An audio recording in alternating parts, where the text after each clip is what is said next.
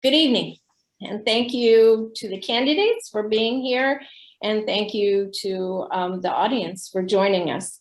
I'm Karen Forget, and I'm the Executive Director of Lynnhaven River Now, and it's my pleasure to welcome you here this evening for the second of our 2021 forums for candidates hoping to represent Virginia Beach in the Virginia General Assembly for the next 2 years. Before we get started, we want to take a moment to acknowledge the indigenous people who cared for this land before us. So, Jim?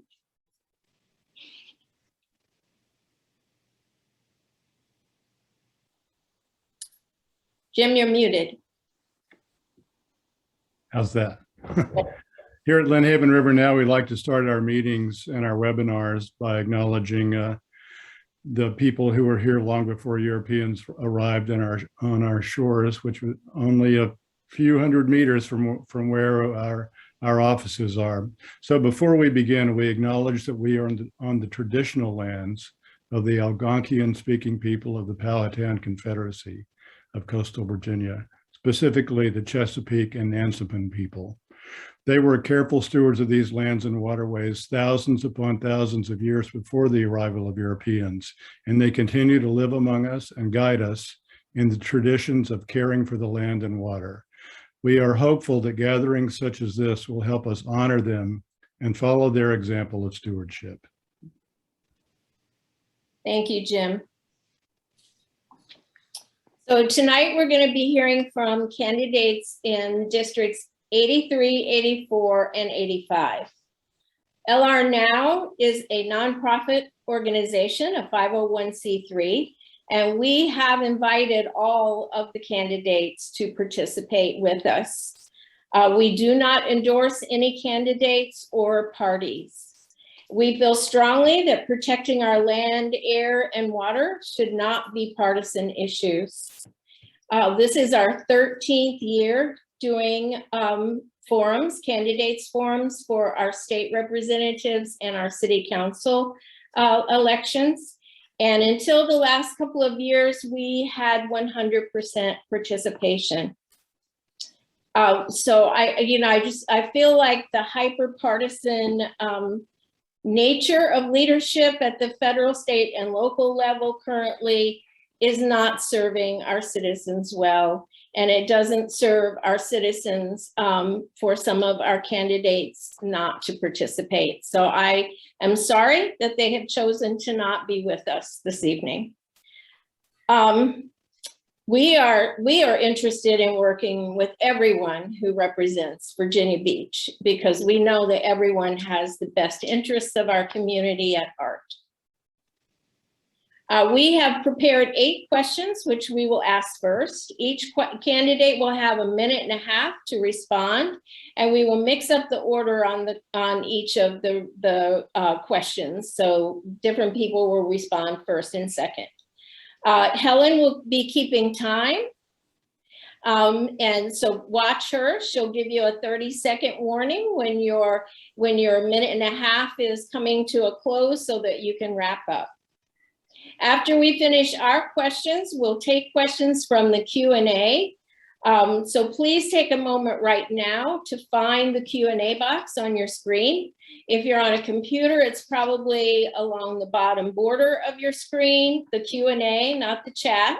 If you're on an iPad, it might be up in the upper right corner, or you might have to click 3 buttons to find it in the upper right-hand corner on an iPad. But anytime throughout the evening, please feel free to type questions into the Q&A, and we will take as many of those as we have time for after we get finished with the prepared questions. After answering the questions that you put in the Q&A, we'll give each of the candidates 2 minutes to make a closing statement. And lastly, we are recording tonight's forum, and it will be available by midday tomorrow on our YouTube channel, our LRNow YouTube channel, and we will send a link to all of you so that you can share it or go back and watch parts of it if you missed something. So with that, I think we'll get started, and Jim Deppie will be asking our first question. First question is on resiliency. Sea level rise, increasing rainfall, and flooding are the most pressing issues for the city of Virginia Beach. The city council is proposing to borrow through general revenue bonds $567 million to address these issues across the city. What should the state government be doing to help cities and counties across the state, and particularly the coastal regions most at risk? And what should the state be doing to help individual residents whose properties are at risk of flooding? We'll start off with Nancy Guy. Toughest question, and I get to go first. Well, we have done some things. You know, we have fully staffed Admiral Phillips' Office of Coastal Resiliency. They are completing their coastal resiliency plan, and we have channeled 40% of the revenue from the Regional Greenhouse Gas Initiative to fund the Coastal Resiliency Fund. You can't just throw money at a problem until you know how you're going to solve, what the depth of the problem is and how to solve it. So those steps are ongoing. We have also created a number of different grant programs that help, you know, kind of patch problems up, but it's going to need a comprehensive 3-level local, federal, and state approach. And we are working on that. I was with Congresswoman Luria today talking about the Build Back Better plan and what programs are that are going to be eligible for federal funding in terms of sea level rise and coastal resiliency. And, you know, the problem's not going to go away. We've got to fix the problem, and we have to first define it. So I guess that's the answer to that. We also need to acknowledge that sea level rise is real, that it's accelerating, and that it's unstoppable. And with the Clean Economy Act, we've done everything we can to try to roll back the increase. Thank you. Next up is Kim Melnyk. You're muted. Kim, you're muted. Sorry. Yes, I just came in from inside one of our school buildings and I could not connect, so sorry about that. I totally agree with Nancy Guy. Number one, it's admitting that there's a problem, and we're decades behind in that. But we are on the right step. I tell people all the time, my elevation is 14 feet, and the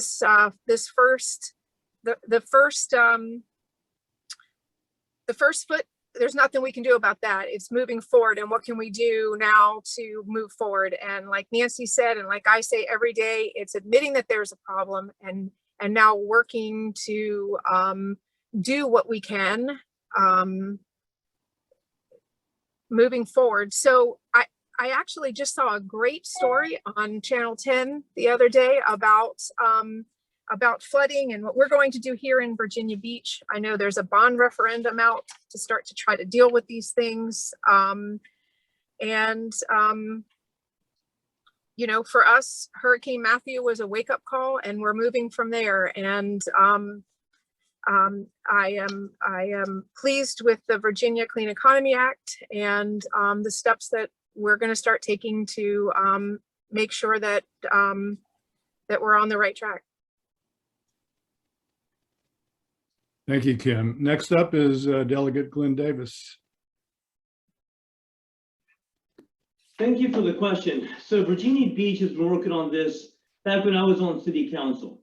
We finally started putting money towards dredging our BMPs, cleaning the infrastructure, the pipes, the sewage that was necessary to do this. Now we've had 8 years of Democratic rule, and the city of Virginia Beach has gotten no help for what it's needed. So the city and the citizens of Virginia Beach have done what the citizens of Virginia Beach have always done, and they've gone forward with the bond referendum to do it themselves. We need help from Richmond. We have $2 billion of unallocated funds from the federal government. What should we do with it? Put the money out there for the cities to draw down, even if they can draw them down as no interest loans, so it doesn't impact their debt capacity, because they're not that they're not, that those that can come back against that debt capacity. That's what we should be doing. Instead, we get a whole bunch of 30,000 foot views. Do we have a problem? Yes, we do. Is sea level rising? Yes, it is. Is it why we have floods? I'm sorry, we had flooding well before we ever had sea level rise. You want to see why we have floods? Here's a picture. When I was on city council, this was Greenhalg's pipe, 60% blocked. You probably can see a squirt gun, I think a little bit of a basketball. This is what our pipe should look like. If you want to start helping localities stop flooding, yes, we have to address sea level rise. But you know, talking about sea level rise right now, thinking that's the overall problem, is like trying to kill a mosquito with a flamethrower. The reason you have mosquitoes, to fix mosquitoes, you don't need a flamethrower. What you need to do is go out and figure out why you have it and solve that infrastructure today. And we can do that right now if the city helps with the funds.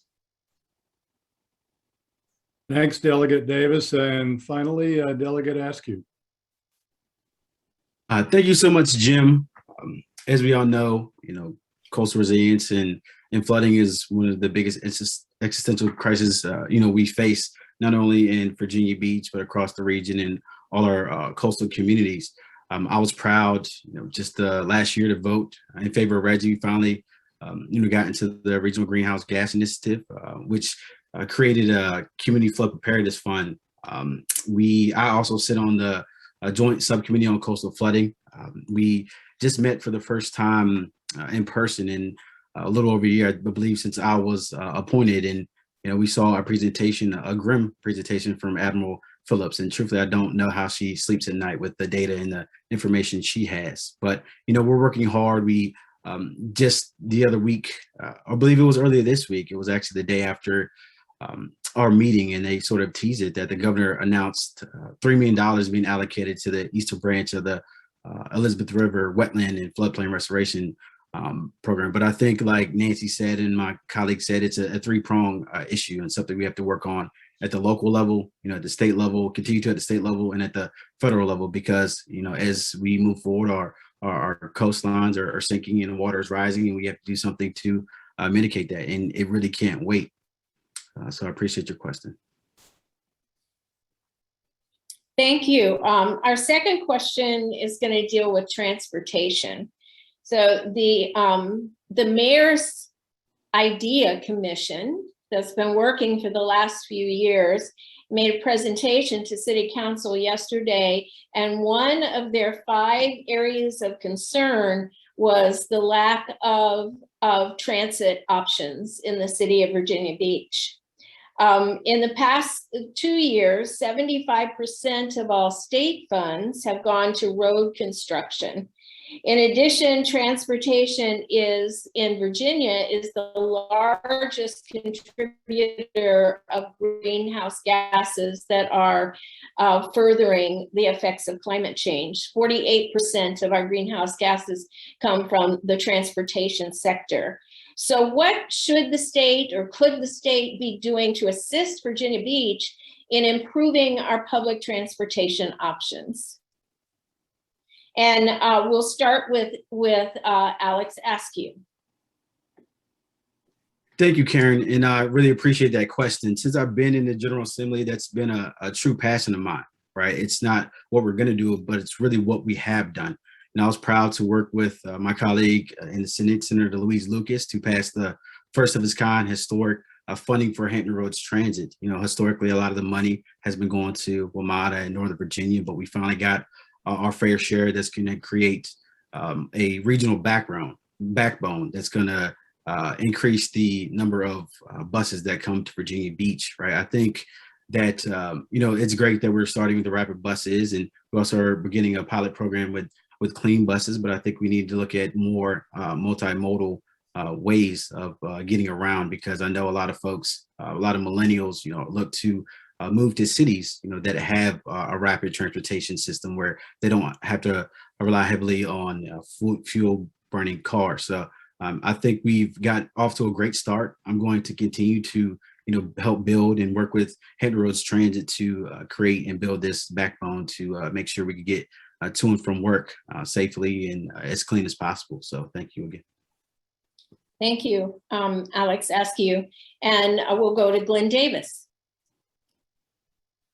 Thank you, Karen. About 4 years ago, I met with then the city manager in Virginia Beach when I got back from Estonia and talked about electric autonomous vehicles. You know, we have one of the longest right-of-ways in the region that runs clear across our city. And that right-of-way, we talked a long time ago about light rail, but we don't need to have a 1900s transportation system, right? We left that century. We need to build a public transportation system for the 2000s. And what that is are autonomous buses that can run along the right-of-way. Could you imagine getting on a bus in Virginia Beach at the oceanfront, an autonomous vehicle, can look like a train, doesn't matter, it's autonomous. It goes down that right-of-way. It then connects to Norfolk, goes down the Norfolk right-of-way. It gets to the tunnel, comes out in oncoming traffic. As we know, that autonomous vehicles can navigate traffic, goes through the tunnel, comes out of the peninsula, gets back onto a right-of-way, and goes up the peninsula. This technology exists. They've had it in Disney World forever. They use it over in Europe now. Why aren't we looking at this technology? So we have put a lot of money out there as a state to help HRT, and HRT is doing a tremendous job. What we need to do is give HRT money for innovation for 20th century technology, or 21st century technology that really can guide this next generation so we can be the leader in autonomous electric public transit, because that really is the future. Thank you, Glenn Davis. We'll go to Kim Melnyk. Kim, you need to unmute. I'm so sorry.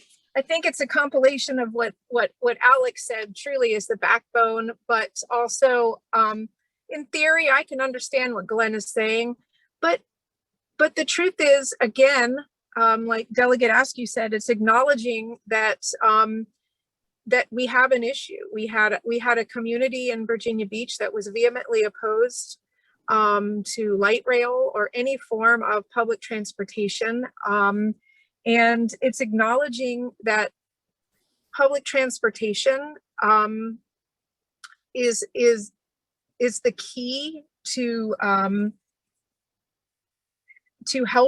helping our environment. And until we acknowledge and respect multimodals of transportation, that we're not going to be able to move forward. So I thank the delegates that recognize the importance of that and recognize the importance of public transportation. And as was stated, the millennials like it. They like to move that way. My daughter lives in Houston and rides a light rail. And before that, she lived in New York City, where that's all they had. That's what they relied on every single day was public transportation. And so, you know, my hope is a future that not only respects, but uses public transportation as it's meant to be used. Thank you, Kim Melnyk. And now we'll go to Nancy Guy. I'm going to use a few of my 1 minute and 30 seconds to correct something my colleague Glenn Davis said. We have not had 8 years of Democratic control in Richmond. We've had 8 years of Democratic governors, but the appropriating body is the General Assembly. And the General Assembly has only had a Democratic majority for 2 years. And when the Democratic majority came in 2 years ago, there were $0 in the Coastal Resiliency Fund. And it is only since the Democrats have been there that we have delegated a revenue stream to address that issue. It's not enough, but we've made a start. Now, on transportation, gee, it's a shame that Virginia Beach kicked light rail to the curb and threw $75 million back at the state of Virginia. It's destroyed our credibility in Richmond for any subsidies for innovative mass transportation. I appreciate my colleague Delegate Askew bringing forth something to finally give us a designated revenue stream to support Hampton Roads transit. I supported that. I support the Hampton Roads backbone program. I support conversion to electric vehicles. But until the city wants to embrace innovation, there's not a whole heck of a lot the state can do. Thank you, Nancy Guy. And we'll go to Jim.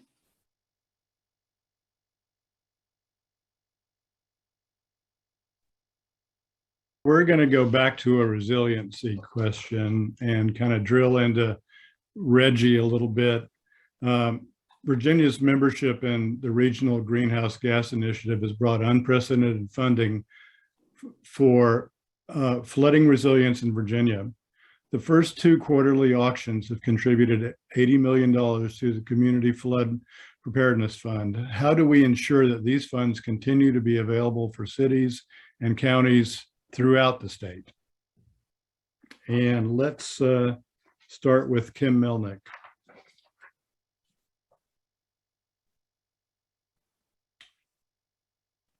And I think we might have lost Kim, so. Okay. So let's fast forward to Glenn Davis. Sure. So I appreciate the question. So the question is, how do we make sure this money continues to go there? Look, it needs to kind of be a lockbox scenario. It comes in, it needs to go there. The bigger question is how do we make this more efficient? You know, I dealt with the Reggie question years and years and years as we continue to discuss it. Unfortunately, my fears have kind of come true. So what I've got here is the market monitor report for auction 53 for Reggie for participating states. And what we know is this has got to be a right pocket, left pocket. So the money that we're talking about, this $80 million, comes from APCO. It comes from Dominion Power. That goes there, which then those covered utilities are allowed to pass that cost back on to its consumers. If the adjustment was allowed already, and still may be allowed in the future, but if it was allowed to start in August, everyone's electric bill starting in August would have gone up $2.30 a month to start.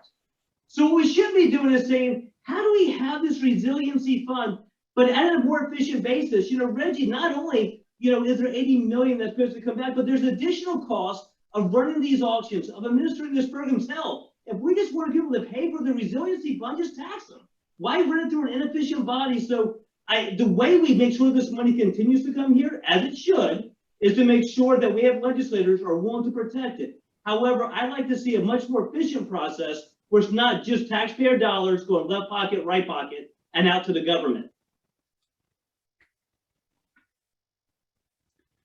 Thank you, Delegate Davis. And now let's go to Nancy Guy. I note that it didn't happen because we didn't allow Dominion to recapture that money, and that's not exactly how cap and trade program works. We will continue to make sure that the money, the revenues continue to channel into the Community Flood Resilience Fund. We have a vehicle for making sure that those funds are allocated. Virginia Beach got the largest grant given out this year with the $3 million grant that came out yesterday that Delegate Askew referred to. We continue to make sure that they're available by continuing to make sure that we channel the money in that direction and appropriate further monies in the future to address a very real issue.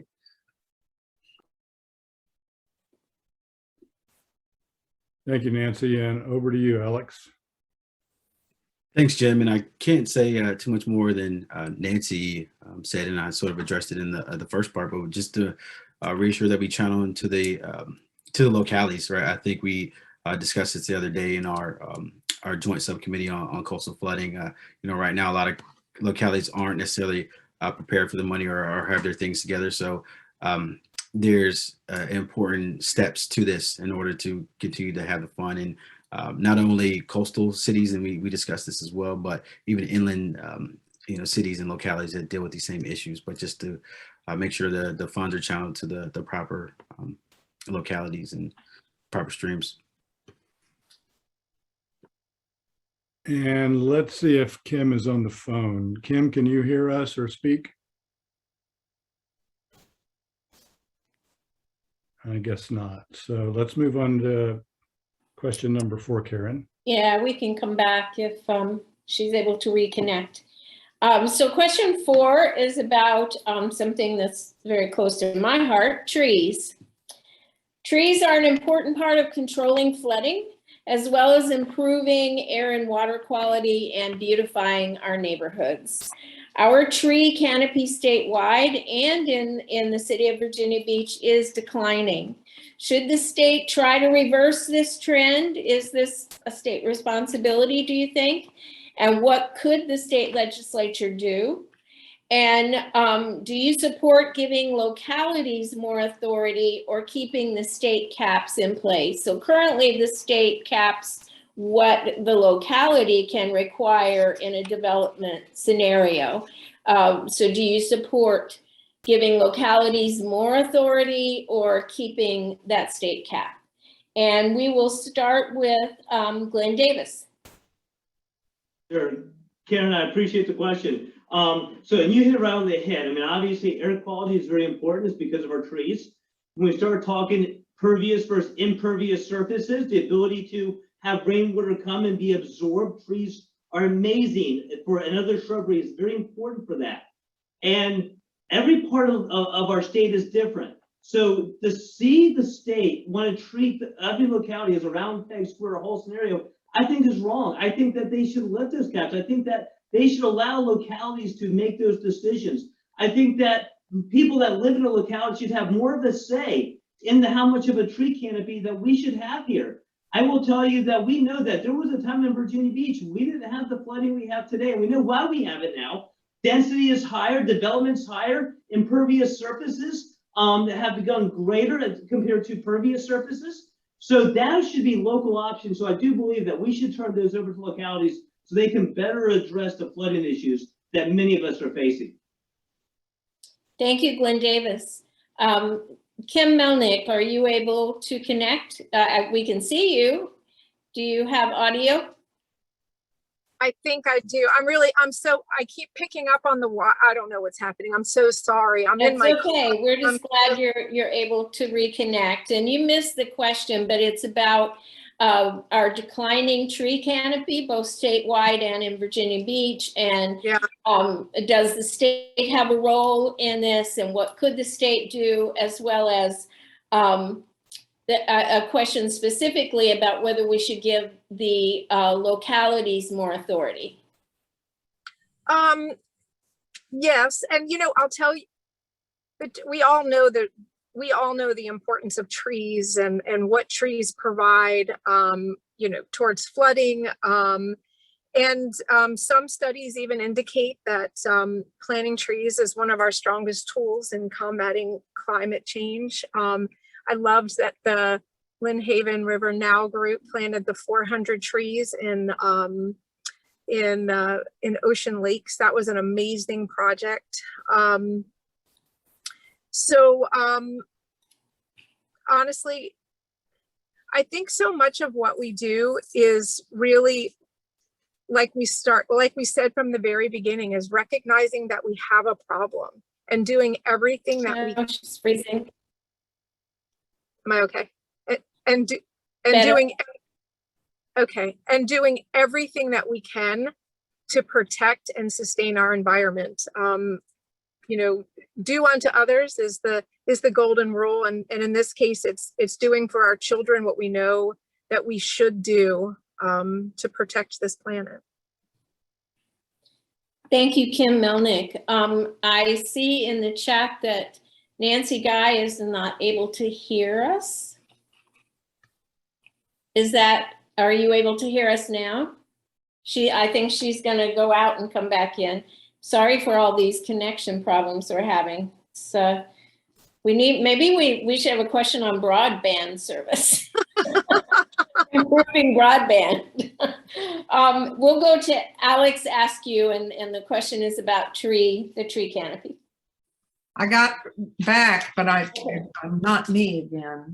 It's something on your end, because it keeps flipping me from computer audio to phone audio, and then the phone audio goes mute because I'm not connected through my phone. Okay. And I will, since Nancy, I will give the floor over to you. Did you hear the question? Oh yeah, this is my bill. Yes, Nobody knows trees better than Nancy Guy. I was glad to hear what Glenn said. I'm glad it's being recorded. If he's back next year, I'm going to hold him to it and make him vote for my bill. We're losing 16,000 acres of trees a year in Virginia to development. It is outrageous that our standards are as low as they are. We have a current allowance to let people in Northern Virginia and the attainment zone up there, because of air quality issues, expand to increase the tree replacement and tree retention ordinances, and also to create tree banks, like we have wetlands banks, to allow developers to supplement what they can't keep on site. The bill ran into a bit of a fever with the developers. I got all the farmers and all the forestry people on board. Of course, all the environmental groups were on board. We were going to expand what Northern Virginia could do to everybody in the state, and then the builders derailed it in the Senate, and it went to study this year, so it has a reauthorization clause next year. It's going to be back. Dave Marsden has the cognate. If I'm there, I'm going to be carrying it. If I'm not there, Dave Marsden's going to have to push it along across the finish line. Trees are the secret to reducing heat, sucking up carbon dioxide and spewing out oxygen, preventing erosion, and of course, reducing flooding. So I'm all about trees, yes. Thank you, Nancy. And I hope we don't have further technical problems. And now we'll go to Alex Askew. Thank you, Karen. Yes, and I was proud to stand next to Nancy with her tree bill and help her fight. We've also passed legislation, I believe it was Delegate Bulliva's, which directed the Department of Environmental Quality to convene a stakeholder group to sort of study urban land cover and when it comes to stormwater management. So yes, we know that, it helps with stormwater management. I was in creating homes for wildlife, and as well as taking carbon out of our atmosphere. The question you asked is something that Nancy, we're both on county, cities, and towns, deal with, every day about whether something's a shall or may, or whether it's a local option or not. So it's with, of course, Virginia being a Dillon Rule state, but we'll continue to protect trees and make sure we continue to protect our our environment locally. I was knocking just the other day, and it might have been yesterday, where it was kind of an unseasonably warm day, and I was sort of thanking God for the tree cover in the neighborhood, the mature tree cover in the neighborhood. So we are continuing to fight to protect our tree cover, and that helps mitigate flooding and all the other environmental factors. Thank you, Alex Askew. And we'll go to Jim for question 5. Okay, so question 5 has to do with single-use plastics. Producers and fast food restaurants depend almost entirely upon single-use packaging and beverage containers, while assuming zero responsibility for litter cleanups, recycling, and waste disposal. Maine has just passed an extended producer responsibility bill.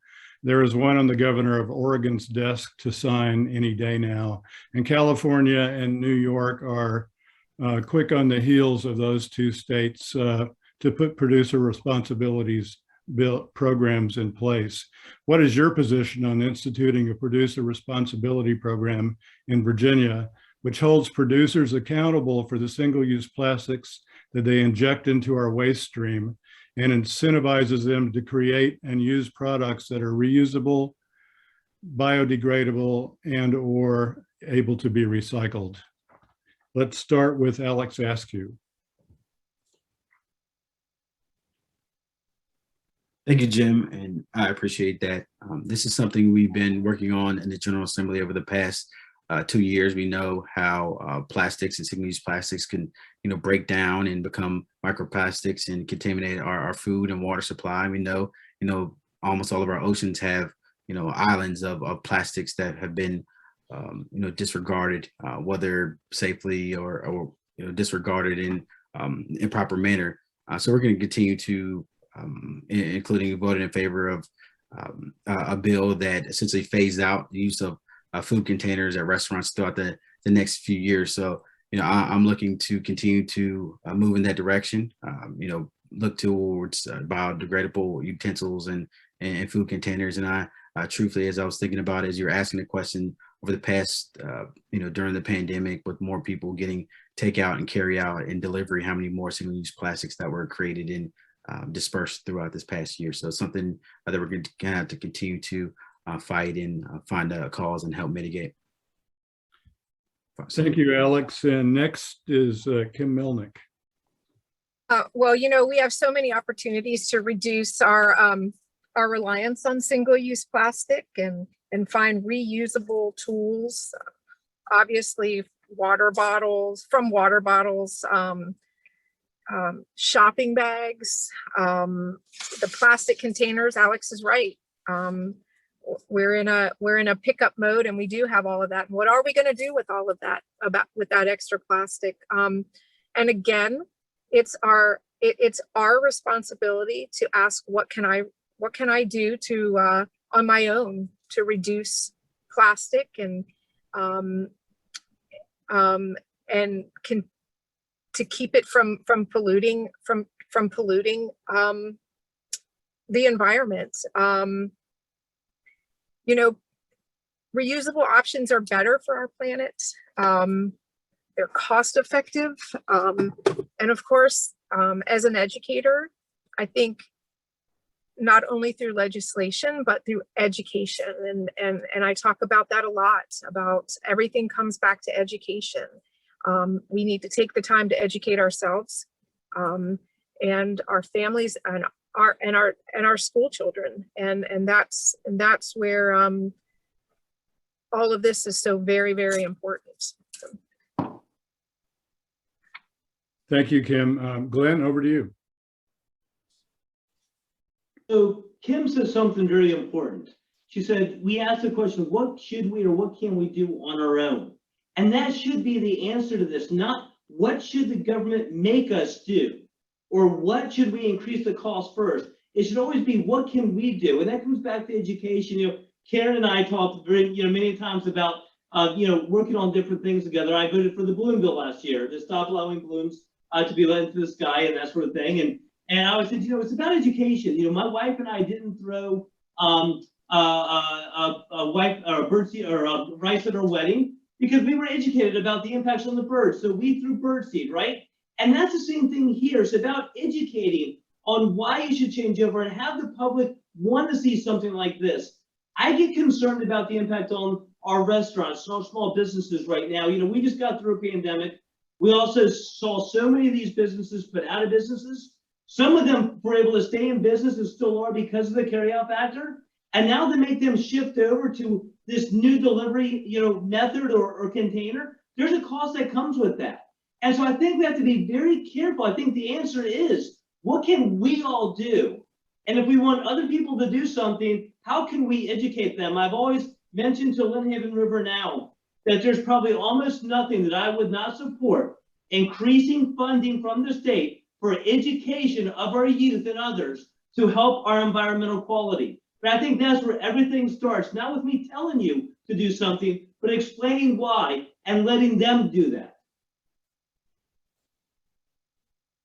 Thank you, Glenn, and over to you, Nancy. Yes, I want to highlight that over the last 2 years, we've made significant progress on the issue of plastics pollution. We did pass Betsy Carr's polystyrene food containers ban, which is phased in to take into consideration the needs of our restaurants. It's 2 years for chains and 5 years until it's fully effective for standalone restaurants.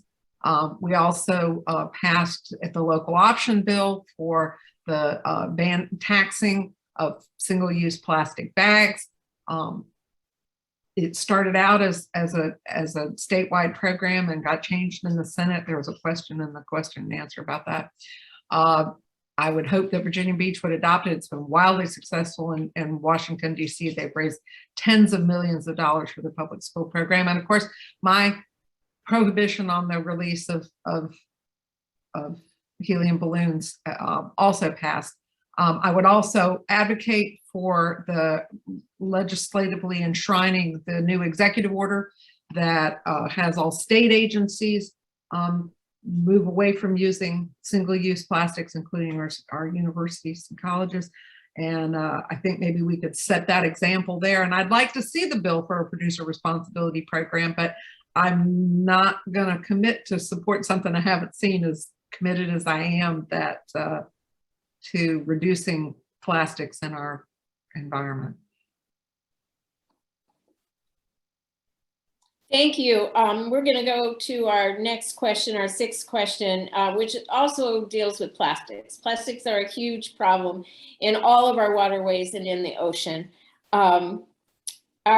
Just a little sidebar, our LRNow cleanup crews, just our organization's cleanup crews have picked up over 2 tons of debris from our waterways and wetlands in Virginia Beach just this year in 9 months.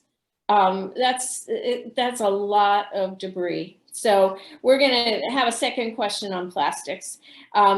Speaking for myself alone, some of us are old enough to remember when you bought beverages in single serving containers, you paid a deposit and then you took those bottles back to the store and your deposit was returned to you. Some states are going back to that kind of program. In Virginia, bottles and cans account for 22% of all litter. In states with beverage container deposit programs, bottles and cans average only 8.6% of the total litter, not only reducing litter, but increasing recycling, reducing energy use, and curbing greenhouse gas emissions. What is your position on establishing a statewide beverage container deposit program, often referred to as a bottle bill? And we'll start with Nancy Guy. I support it. Thank you. We'll go on to Alex Askew. I support it as well.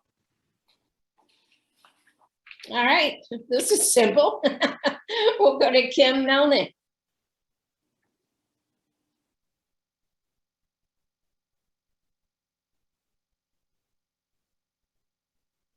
Of course you didn't hear me because I thought I was on mute that whole time. I'm so sorry. I support it as well. Thank you, Kim Melnyk. And we'll round this up with Glenn Davis. And my answer is a little longer. So my question is, why do we need to make a deposit? Why can't we just have you return the bottle and then you get your 5 cents? So Kim, I didn't think I was that old, but I remember some of that back in the day, or maybe because when I went to New York, and New York has always had this, right? But why is it, I mean, I remember like little leagues and stuff like that they'd go around and collect these things for that 5 cents. So why is there a requirement for a deposit? Why can't you just return it and get the 5 cents and run it that way? Why penalize someone? Why not just give them the benefit of the opportunity to return it? But the other thing I do want to caution, this isn't about glass, but this is about plastics. In 2017, China stopped importing plastics.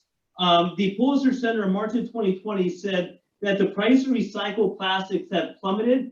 80% of all plastic recyclers are now losing money. So we got to make sure that if we're generating this, that there's people that are going to take this and are going to do what we need to do and have it recycled. So I think there's an opportunity. I'd rather not use the whip and the carrot. I think the carrot's enough. I don't need the whip. And let's make sure that we still have a market for that plastic if we recycle it. According to some industries, there may not be, but it may come back again soon. Thank you, Glenn Davis. And we will go to question 7 with Jim.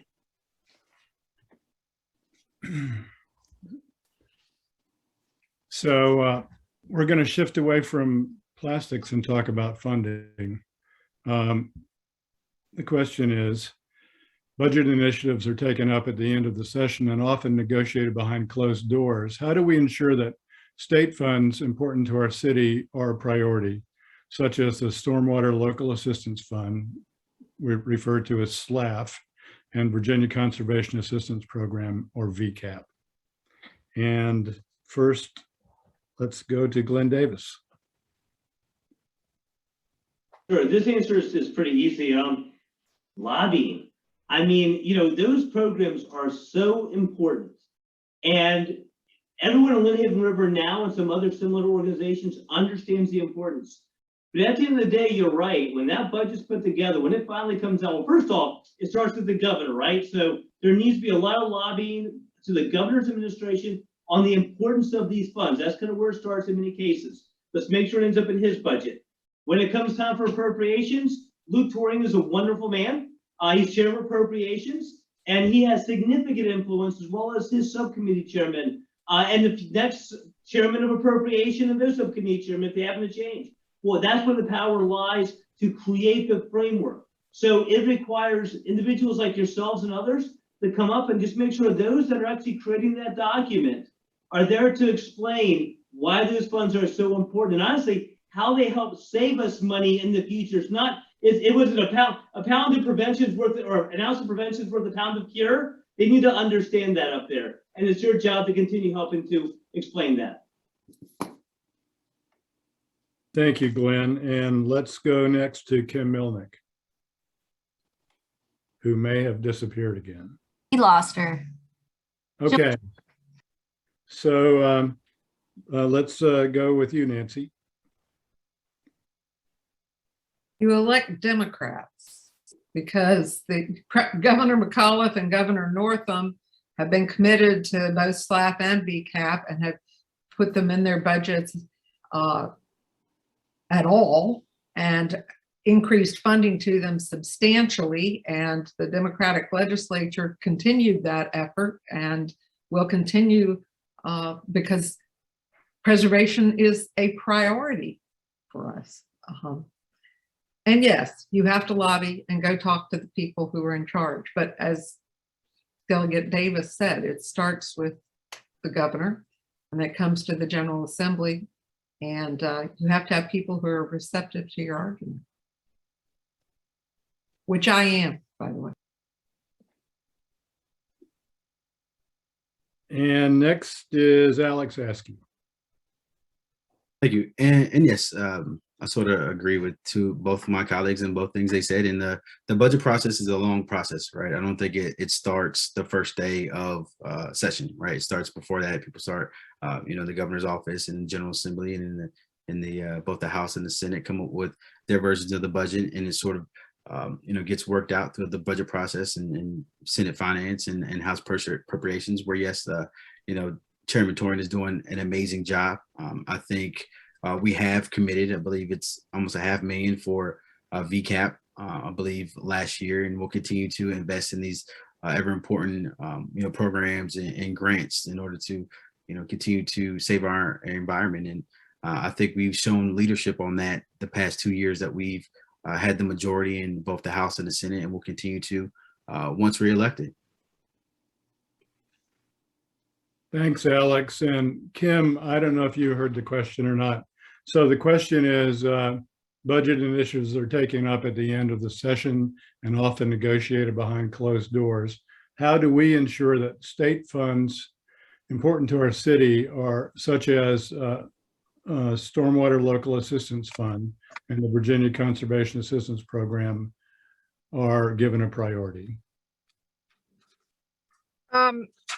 You know what, all I have to say about that is we just need to make sure that, as Glenn said, it starts at the top, that we have governors that are committed to those programs, and that we need to elect legislators that that value those programs. And all I can say is, as a delegate, I'll be one of those leaders.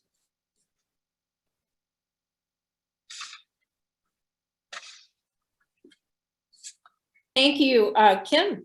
And I want to remind you before we go to the last prepared question that you can type any questions that you have in the Q&A. We have a few questions there and we're happy to entertain more. So after this round, we will go to those questions in the Q&A, and there's still room for more questions to be added. So our last question is really about the Albemarle-Pamlico watershed. So Virginia has been a leader in Chesapeake Bay restoration work. Across the Bay watershed, Virginia really has been a leader. This work has been a model for watershed restoration. However, 66% of Virginia Beach and 25% of Virginia are in the Albemarle-Pamlico watershed, not the Chesapeake Bay. So how do we get equitable attention and funding for the Albemarle-Pamlico watershed? And we will start with Alex Askew. Thank you so much, Karen. I appreciate the question, and I will actually give you a lot of the credit because you were probably the one that educated me the most about this often ignored watershed that's really important to a majority of Virginia Beach, right, and including the southern part of the city, along with, I believe, it was Delegate Fowler, you know, co-patron at HJR House Joint Resolution to request the DEQ to study the watershed and the environmental effects. And unfortunately, it did not pass. But I will make that promise. I will continue to make this a priority because I know how important it is to our city and our region. So I promise that I will continue to make the watershed a priority moving forward once reelected. Thank you, Alex. And we'll go to Glenn Davis. Karen, like Alex, you're responsible for a lot of the education I've got on this watershed. We had some conversations, and I remember telling you I didn't realize how much of Virginia Beach was impacted by this watershed. I think the way we get equitable attention is the same way we got so much attention for the Chesapeake Bay restoration work. There was a time when there wasn't the amount of money today that we have going towards Chesapeake Bay, but through a lot of education, we understood the importance of that bay and how much of our state it impacted and how much inland and our economy it impacted. And just like a long time ago with the Chesapeake Bay restoration work, this is now in its infancy. And I think that there needs to be attention and education put on that so people understand that just like Chesapeake Bay, this is also very important. And there needs to be some equality here with the funding. I think Lynnhaven River Now started a great job getting that off the ground. I think it's going to grow. One day, I think we will see that type of equitable. Thank you, Glenn Davis. Kim Melnyk. You know what? I'll agree with Glenn on that one, that it's important, just like everything that we do, it's about educating and educating our public, and the strides that were made with the Chesapeake Bay can be made with the Albemarle Pamlico. And so,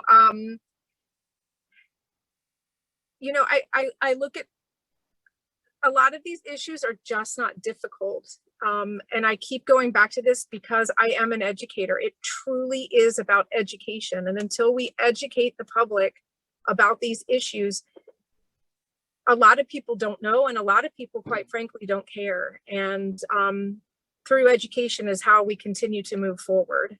It's not about being angry, but it is about legislation and working together as a community to educate each other. Thank you, Kim. And we'll close with Nancy. This actually is a complicated issue. I've done a lot of work on the Chesapeake Bay restoration, both as a member of the Chesapeake Bay Subcommittee of Agriculture and Natural Resources and as one of our state representatives on the Tri-State Chesapeake Bay Commission. I was disappointed to see the Albemarle Pamlico study bill fail last year. I think it's important for us to understand what's going on. Again, you have to know what the problem is before you start to try to address solutions to it. I know from working with the Chesapeake that there are basically three levels of problem. One has to do with point of source pollution, one has to do with agriculture, and the third has to do with development. And they all take different approaches. And the big problem for us is like Pennsylvania and the CBC. We don't get any of the commercial or recreational benefits from the Albemarle Pamlico. So you've got to make people in Virginia care anyway. And that's going to take some work, and it's going to take some collaboration with our colleagues to the south in North Carolina, because candidly, we aren't going to invest in fixing it if they don't. Thank you, Nancy. And thanks for all of your responses to the questions that we prepared. And now we're going to go to the questions that are in the Q&A. And I'm just going to leave it open to anyone who wants to respond. If it's chaotic, we'll call on people. The first question is about charter schools. How do we go about creating at least 20 charter schools in Virginia? Anyone want to jump in on that? Yeah, Glenn? I'll jump in. I saw this aimed at me. Look, we have some of the worst charter school laws in the nation. We have a General Assembly that thinks charter school is a bad word. I will tell you that we have communities in Virginia with with many unaccredited schools. Communities have gotten left behind. We have seen charter schools, whether it's the Harlem Children's Zone in New York or out in Chicago or other places, provide wraparound services, medical, dental, nutritional services to provide the resources necessary so every child can reach their true potential. The only way we get charter schools to the extent that we should have them in Virginia and help these underserved communities is to elect officials that are willing to step up and support legislation necessary to allow these nonprofit public charter schools to come into existence. We've had debates on them before and the bills have failed. It's about time we have legislators that are willing to help and step up to support these communities. That is the only way. I've had a bill there every year since I've been in office, and it's failed. It's about time that changes. Anyone else? I'll jump in Go on that. ahead, Kim. As vice chair of the Virginia Beach School Board, I can't ever get behind charter schools because charter schools fail. Charter schools are expensive and people run out of steam when it comes to continually trying to keep a charter school going. The truth is leadership matters. And in Virginia Beach, that's what we have. We have, if you will, choices of schools in Virginia Beach at the high school level where any child can apply to 10 different academies in Virginia Beach, including our brand new Environmental Science Academy at the Brock Center. And we are offering children the most amazing opportunities in a district of our size. And this is happening, around the Commonwealth. It's not just Virginia Beach, but it's about leadership. It's about preserving the sanctity of public schools and the importance of them. I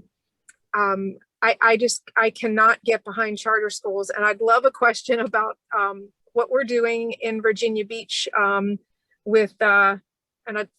just wait for a question to pop up where I can talk about our Environmental Science Academy and the work that we're doing in the city of Virginia Beach, especially with one of our nearly net zero schools. I'll wait for something to pop up for that, but no to charter schools, they fail. And Karen? Nancy Guy or Alex Askew, would either of you like to jump in on charter schools? All right, we'll go to the next question. Karen? Yes. Can I just, and I apologize, I just want to try something because Kim and I are very familiar with a charter school in Virginia Beach. It's called Greenhalg Collegiate. It's a school that has 77% minority students, 49% free and reduced lunches. 2 years ago, it had the highest average SOL test score for every SOL test in the city, including against the academies. It's an IB school, just as difficult as any other IB curriculum. For anyone to sit here in the city of Virginia Beach and tell me that public charter schools fail is a flat out lie. And it's offensive to anyone that goes to that school. I will tell you, go to Jeffrey Cannon, the Harlem Children's Zone, or go visit Greenhalg Collegiate and tell me those children would have had the same chance in life without that mentorship not offered in certain public schools, without those wraparound services, and then come back and tell me that. They don't fail, and if you think they fail, you haven't seen Greenhalg Collegiate. No. Greenhalg Collegiate's not failing. Greenhalg's surviving because they're a public charter school, and we provide all of the overhead for Greenhalg Collegiate to be as successful as it is. That's how most charter schools work, right, Kim? Public charter schools are fine, right, because about 50% of the country are probably public charter schools. I'll bow out on this one because they don't pass for we work very hard. I'm on the governing board and the foundation board for Greenhalg Collegiate, and we work hard. I understand. I know, but you're not on it anymore. I'll just wait. Thank you. I know this next question is a little thorny one, so I'm gonna skip over it and we'll come back to it. The next one is, I wrote Virginia Beach City Council about the plastic bag tax authorized by the 2020 General Assembly. One councilman responded saying that the General Assembly should have taken action itself instead of passing the buck to the local jurisdictions. What do you think? This is about the local option for a fee on plastic bags. So do you think that it was like a cop-out to send it to the localities, and should it be statewide, or is it appropriate to be addressed at the local level? Well, the bill started out as a statewide, and got morphed in because it didn't have sufficient support.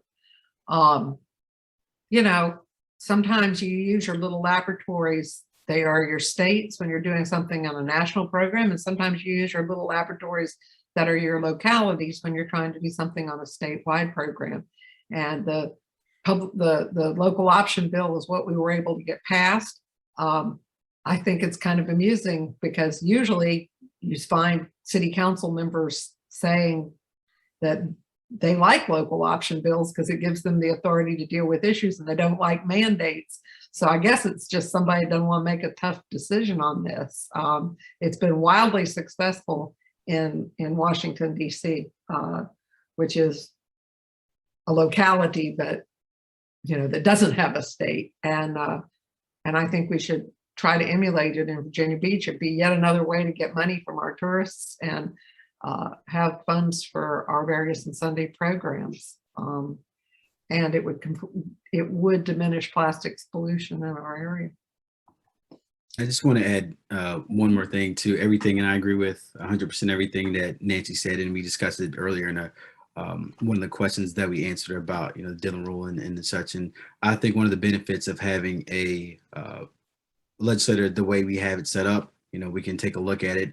I'll look at the localities that accepted it, right, and work on it next year, right? If we want to, somebody files the same bill to make changes, right, and make it a shall, right, then we can look back at it and maybe we can have it in force, not necessarily force localities, but allow localities rather to have this implemented. Glenn or Kim? And I think this is, you know, there are cases where we need local option. We talked about trees, for example, right? Localities are different. They have different amounts of canopy opportunities. The terrain is different in different areas. So there are areas where it makes sense to have local options. Then there's some things that should be consistent. They're policy decisions.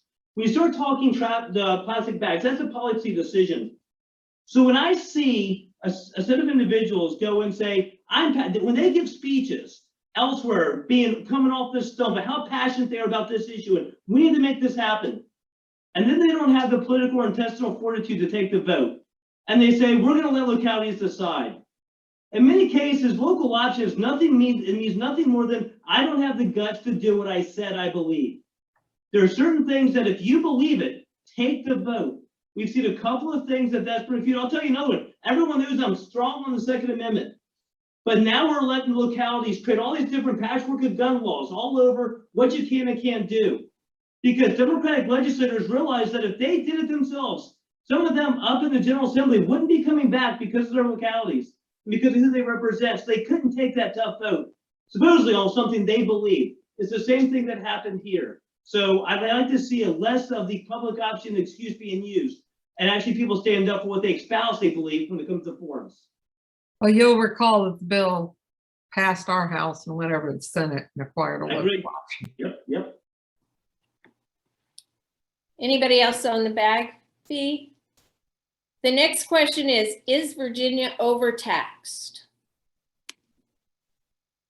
Anybody want to respond to that? I'm happy because something came out recently that I think is great.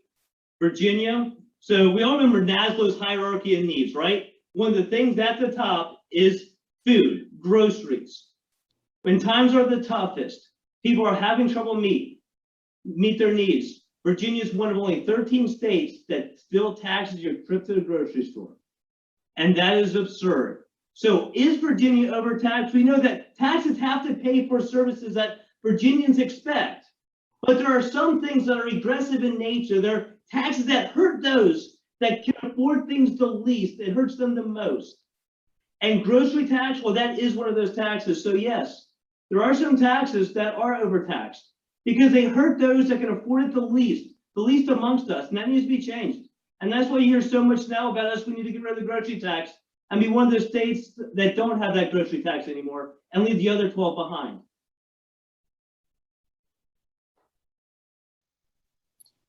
Anyone else want to respond to the question on taxes?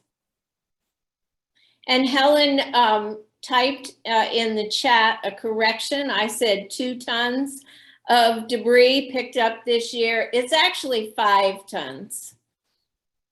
for this year of debris removed from our waterways just by our LRNow crews.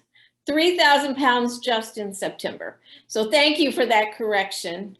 I reported what our great volunteers do. The next question is, it's really kind of directed toward you, Delegate Davis. Thank you for being the sole Republican who chose to participate in our forums this year. So it says, thank you to all the candidates who have given us their time tonight. This question is for Delegate Glenn Davis. You are the only Republican candidate who attended these 2 candidate forums out of the six districts invited. If elected, do you see that there is anything you can do or would like to do to engage the other delegates from your side of the aisle to support the activities and goals of Lynnhaven River Now? And I would just say to, work with us. They don't have to support everything we support. Just talk to us and work with us. Well, and Karen, you hit it on the head. I mean, the most important thing is that y'all come and you help educate us, and we're all, sitting around the table having these conversations. I will tell you, I know there's at least one conflict tonight that's preventing one person from being here. I know Delegate Barry Knight, I've always found to be very, very strong on environmental needs and with farmers and a number of others. I've never missed a Lynnhaven River Now debate since I was on city council. Actually, I don't think I've ever missed a debate, period. I love these. I sometimes learn quite a bit. I hope I educate others as well during the process. But at the same time, it's not always Republicans. I remember 2 years ago, Karen, we had a debate. My opponent couldn't make it. We rescheduled. And at the last second, she canceled. And I had to throw my own debate for Lynnhaven River Now without the Democrats. So I hope that there's a chance for more Republicans to participate in the future. But yes, I hope that every Republican and Democrat sits at the table with Karen and Jim and Helen and others from Lynnhaven River Now that understands the importance of our environment, what we can do, not just in the short term, but in the long term to help continue to protect that environment that's given us so much. Anyone else want to respond to that question? No, but I'll just say good for you, Glenn. Thanks for being here. And he's right. It is, I know I'm saying this ad nauseum, but it really is all about education. We all don't know everything about everything. I appreciate that you were here too, Glenn. It always frustrates me when people won't show up to talk. I find in my work with the Chesapeake Bay Commission, we have Republicans and Democrats, and I get along fine with the Republicans, the ones from Virginia and the ones from Pennsylvania. If people can just come together and be committed to looking at a problem, understanding a problem, we can have a reason to debate about how to solve that problem. But you got to get people who are willing to come to the table first, i.e. show up, and second, willing to listen to facts and science and people, on environmental issues, it's science, and learn. It isn't impossible, and it does happen. I wish it happened more. Thank you, Delegate Guy and Delegate Davis. So we have a question about right to work, and this almost always comes up. It's not an environmentally focused question, but it almost always comes up in every forum. Do you support Virginia's right to work laws? I'm happy to jump on this one. So understanding that right to work means that you can be forced to join a union and pay union dues to have your job. I consider tithing, there's only one thing that I know that requests tithes, and that's a church. And even church doesn't make you pay to walk in that door. But to think that we could make individuals to take a job have to tithe to a union. Unions are legal in Virginia. Entities can unionize already in Virginia. What this is about is, should we make people pay unions to take a job that they're qualified for and been offered the position for? And the answer is no. And there's two reasons, really. The first reason is because of our bond rating. When we had some tough times not that long ago, And our AAA bond rating was held by the rating agencies. And one of them said, the reason why we had the AAA bond rating still was because of our right to work. And that bond rating is so important because it helps set the interest rate for when the state of Virginia borrows money for infrastructure projects, roads, watersheds, what have you. And if we lose that AAA bond rating, the interest cost goes up and the cost of taxpayers go up. Additionally, we've had some great economic opportunities bringing businesses there, high tech, high paying jobs here that they wouldn't have been here if we were not a right to work state and we got rid of that law.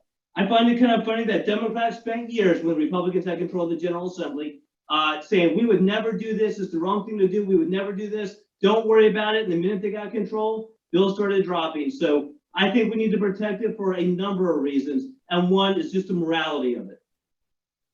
Well, I will say that the bills dropped, Delegate Davis, but they didn't get to the floor. You can't keep people from introducing anything they want to introduce, but they didn't get to the floor because there was not sufficient support in the Democratic caucus. There have always been people who advocated for repeal of right to work. I am not one of them. I am one of those rare, moderate, business-friendly Democrats who has said that it's too important to our business community. I will say that it's a very, very misunderstood statute. It is not, as Delegate Davis said, compulsory union membership. What it is an opt-out rather than an opt-in version of compulsion. And because of that, I've always said that I would not support repeal of the right to work bill. And it has cost me some friends, but I still think it's the right thing to do. My answer would have been exactly what Nancy Guy's was. I too am not for the repeal of right to work. It is misunderstood. People think that right to work means right to strike, and until the public has a better understanding of what that means, it's hard to move forward. But I'm exactly where Nancy is. Alex, do you want to weigh in on this one? You don't need to, but if you would like to, you can. I have one final question, and then we're going to go to the 2-minute closings. But before that, I wanted to ask about the city's legislative agenda. So some of us, work hard on trying to influence what goes into the city's legislative agenda, as do a lot of other citizens and other organizations in the city of Virginia Beach work with the city council to put that city legislative agenda together. But then we're never sure really what the relationship is between the city's legislative agenda and our representatives in Richmond. So what are your thoughts about the legislative agenda that the city puts together? And do you support those items? Do you not? What are your thoughts about it? So I've carried some legislation that the city has sponsored and come to us from their legislative agenda in the past. It's been a growing relationship that we've had with the city council, and it continues to improve, and I'm looking forward to seeing what they have on it this year. And I think it's just like everything else, when people come to us with a piece of legislation, continue to lobby and discuss with members of the city council, and hopefully we'll be able to take the legislation to Richmond and push many of the agenda items on the legislative agenda. And as a former local elected official, I try really hard to work collaboratively with the people who are boots on the ground, who are here 365 days a year. I carried 3 bills for the city this year, including the balloon release ban, which the city has been requesting for 10 years, which I know Lynnhaven River Now was instrumental in getting the city to adopt that as a priority. I think that's what we're here for. First, last, and always, our job is to represent the citizens within the district that we represent, not to stir the culture war pot, not to run to political disputes across the state, not to pontificate, represent the people we represent. And I try really hard to do that. Thank you, Nancy. Glenn. You know, like Nancy, I served on local government before coming to the state level. So I've been on both sides of this, writing the legislative agenda and then, you know, supporting it. We have a great city. We have a city that works with organizations like LRNow and so many others. And when we get that agenda, so many of us are happy to carry the bills because it is needed, that it does have the support of the Virginia Beach communities. So I think there's a great group that comes together and it's very synergetic. I mean, I will have to say that last year was the only year I think I've ever seen in my life, or maybe in the General Assembly, that the General Assembly forced a charter change on a city without the city requesting a charter change. So that was kind of different. But for the most part, the agenda that comes up from the city is one that I think to a person, the representatives of Virginia Beach are happy to support and do so. Thank you. Helen had also had her hand up. I think she has a question she would like to ask before we go to closing statements. So Helen? Thank you, Karen. First of all, I'd like to thank all of the candidates tonight. You obviously all have brought your authentic selves, and I appreciate your honesty and your statements on the questions. I am by trade an environmental educator, and I heard every single one of you say that the way to fix a lot of the issues that we have environmentally is through education. Yet environmental education is basically unfunded. It was funded at, I think, $250,000 last year. It needs to be funded at so much a higher level than that. Would you support such a legislation to move that money amount up? We would love to see $2.5 million dedicated to environmental education in this state. That would really only give us $3 per public school child to provide them with environmental education opportunities. But we have so many nonprofits that are helping the school systems provide environmental education, but funding, it's not free. And education is not free. Just like our public education is not free. The schools are nervous because we keep talking about environmental literacy and putting that into the schools. But I've seen administrators cringing because they're like, is this going to be another unfunded initiative? And so would you all work together across the table to make sure that environmental education is funded at a level that is impactful to provide the education to all of these people that you all said that was the answer? Would you help make that happen? I'm happy to start. I've answered this question, I think, 3 election cycles in a row, and I've always said yes.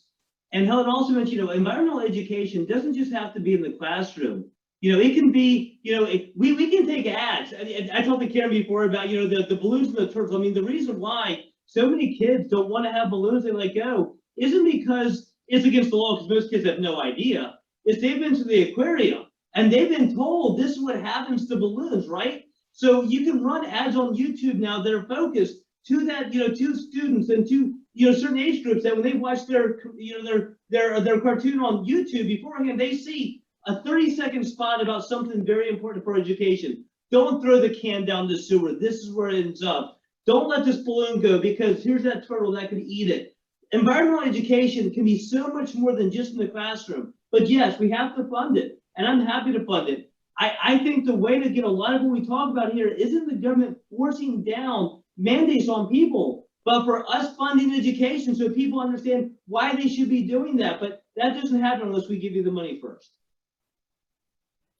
So I'll just add just a tiny bit to that. So as a school board member, I'll tell you, you mentioned unfunded mandates. $44 million off the top of our budget goes towards unfunded mandates. Special education, reading resource teachers, concussion management.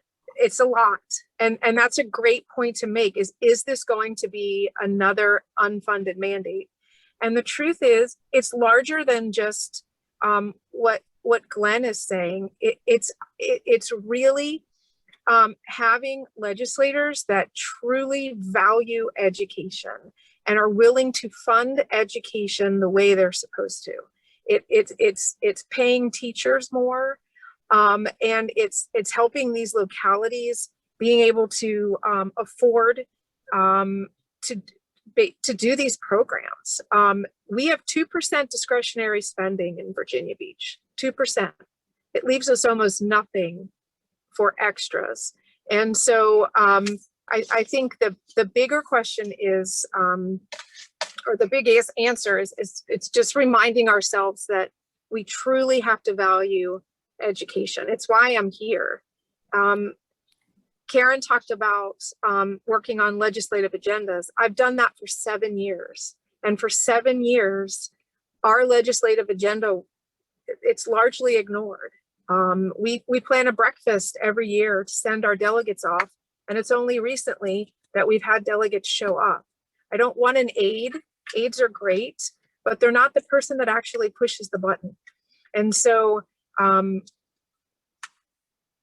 again, education is the key, but funding education is also the key. And we have a real path right now towards really valuing education and giving it the attention that it truly deserves. Thank you. I think we're ready to go to closing statements, and we will start with Delegate Nancy Guy in District 83. Thank you, Karen. It's always a pleasure and privilege to talk to the members of Lynnhaven River Now. I appreciate your putting on this forum. I'm sorry we're not back at the Zyder Theater. Maybe next year. I think that having actual constituents in the room is better than seeing people on video screens. I've been an environmental warrior during the 2 years that I have been in the legislature, because I believe that we have a moral obligation to our children and grandchildren to address the very real crisis of climate change, sea level rise, and environmental degradation. Over half the bills I've carried have been environmental in impact, from the bill I carried my first term to ban exploration and drilling for oil and gas in Virginia state waters, and to ban the construction of infrastructure to support the drilling in national waters, and removing the express allowance of drilling from our state code. I also, of course, passed the balloon bill. I carried the tree bill, which is coming back next year. I carried the CPACE, the Commercial Project Assessed Clean Energy bill, state administrator bill in my first session, and I carried an expansion bill this session. There's nothing I've worked harder on as a delegate, as a member of the Agricultural and Natural Resources Committee, as a member of the Chesapeake Bay Commission. It is the work I consider the most important, and I will always be there for the people in the environmental space to come to me with their concerns, and I will always carry your bills. Thank you. Thank you, Delegate Nancy Guy. And we'll go to Kimberly Melnyk in District 84. So I'm going to use my time to tell you about my legacy on the school board and what I am particularly proud of. On top of a one-of-a-kind equity policy, full-day kindergarten, expansion of pre-K, one of my favorite legacies is going to be the environmental legacy that we're leaving this school division. I'm proud of our offices, my Office of Sustainability. I think Tim Cole is an actual, I mean, he's just an amazing godsend to our division. We have so many amazing things going on, and through the gift of dollars from Joan Brock, she gifted us $1.5 million to add a classroom onto the Brock Environmental Science Center, where we now have an additional academy with 2 different sets of students who actually get to learn with the Chesapeake Bay in their backyard. It's an amazing facility. run by Chris Freeman, just an amazing environmental scientist, and we're so fortunate to have him. But beyond that, Virginia Beach is moving forward. We now have 8 electric school buses. We have propane buses. We have LEED schools. We have Pearl schools. And that list since 2008 has been growing. And I believe right before COVID, all 86 of our schools were Pearl schools. Ocean Lakes Elementary School is, it's a geothermal school with solar panels, and they are almost a net zero school. We are so proud of those efforts.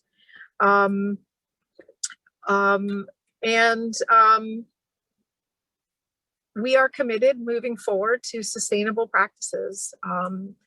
And we're also recognized as a Virginia Environmental Excellence Program and Sustainability Partner, and I'm proud of that legacy. And not to say it again, but everything we do starts with education, and we have primed ourselves to moving forward with sustainability and actually educating our city along the way. And so we're 66,000 students are the beneficiaries of this every year. And so thank you. Thank you, Kim Melnyk. And also running for the District 84 seat is Glenn Davis. Well, Karen, thank you so much for having me again. I was doing the math earlier when I answered the other question. I think this is my 8th Lynnhaven River Now forum. So thank you so much for continuing to have these and put these together. You know, I go back to my city council days when I've always supported a lot of the big initiatives, whether it's protecting Pleasure House Point from development, making it one of the most beautiful pieces of property on the East Coast, supporting the Brock Environmental Center, which is a jewel that the city has, which is great for education of the next generation coming up. You know, but we do have problems. I heard a lot earlier that people said, you know, Glenn, or that we have to recognize we have a problem, but we have a couple of problems. We have long-term problems, which is sea level rise. We know it's rising. We're talking to the Navy. There's significant economic impacts, but then there's flooding. And then there's things that we can be doing today. I've been 8 years in the General Assembly, and I'm tired of hearing we have this problem, let's study it. We have this problem, let's figure it out. I can tell you what the problem is. When I look at infrastructure, like I looked at on city council, and we still have BMPs that I can pretty much walk across because water can't run off into them anymore. I've got, you know, pipes across Hampton roads that have not been maintained that are 40% clogged. We can solve flooding today, but we need the state to come together and put together the pockets of monies that the localities can draw down, even at zero interest loans. You know, I've always said I'm an entrepreneur, and for me, it's about creating solutions and getting them in place. In the General Assembly, there's a lot of talk. But those that know me know I'm not about talk. I'm not just about hitting the red or green button. I go out and create opportunities. I helped create 300 jobs in Danville, Virginia, and save thousands of others down here because of what I put together with PRA. I went overseas to Estonia to look at what we can do with carbon, not by burning carbon, but opportunities for the next generation of carbon use. And just like that, there's new innovative policies that can start to address flooding today, not with what can we do in 50 years, but how can we start bringing down the threat to people's homes today? It's there. That's why I'm running again. I hope to earn the support of this organization and your members. And Karen, thank you again for all you do. Thank you, Delegate Davis. And District 85, Delegate Alex Askew. Thank you, Karen, and thank you all so much for having and putting this forum together. It's truly been a pleasure to working with you all with flooding and these environmental issues over the course of my first term. And I look forward to continue to work to protect our waterways once we get reelected and have another term. But to be honest, some of the most important votes I've taken probably will ever take in the General Assembly are the votes that are going to continue to protect our environment, help mitigate flooding here in Virginia Beach and across the Commonwealth. I was proud to vote in favor of the VCEA, the Virginia Clean Economy Act. Also the vote to help us join RGGI, 2 legislative efforts that would not have been possible without environmentally conscious legislators that we have in office. Our office is also working to help reduce the cost and burden of flood insurance by introducing a piece of legislation to help create a flood insurance subsidy program. Unfortunately, we introduced that last year, but it didn't come to a vote. It had a little more work to be done. So hopefully this winter we can continue to do that and help protect some of the folks that are disproportionately affected by flooding. We are truthfully a critical moment in Virginia, specifically here in Virginia Beach, as some of my colleagues and candidates said. And I truly believe that all the progress that we've made so far is just, the beginning. We talk about, these things all the time. I'm on the joint subcommittee on coastal flooding, but, the action and the time to do things and matters that matter are now, right? We're looking to continue this legislation, this work we've done the past 2 years, so, I ask you again, for your vote and your members' votes. And, thank you again for allowing me to address you all and join this very pertinent discussion on these topics. So thank you all again. Have a good night. Thank you, Delegate Askew, and thanks again to Delegate Davis and Delegate Guy and Kim Melnyk for joining us this evening, and to everyone who joined us virtually to listen to the forum. I'm going to remind you all that we have recorded this forum and that it will be available on our YouTube channel, our LRNow YouTube channel, probably by about midday tomorrow. And we'll send out a link to you if you would like to share it with your neighbors or colleagues or friends. Please share it. Election day is November 2nd, but early voting has already started. And we will be electing 6 delegates to represent Virginia Beach in Richmond, as well as electing a governor, a lieutenant governor, and an attorney general. And on the Virginia Beach ballot, you'll also have a very important question about the bond referendum for flooding. So I encourage you to go on the City of Virginia Beach website and educate yourself about the bond referendum. So thank you all for being here tonight, and good luck to all of you. Have a good evening.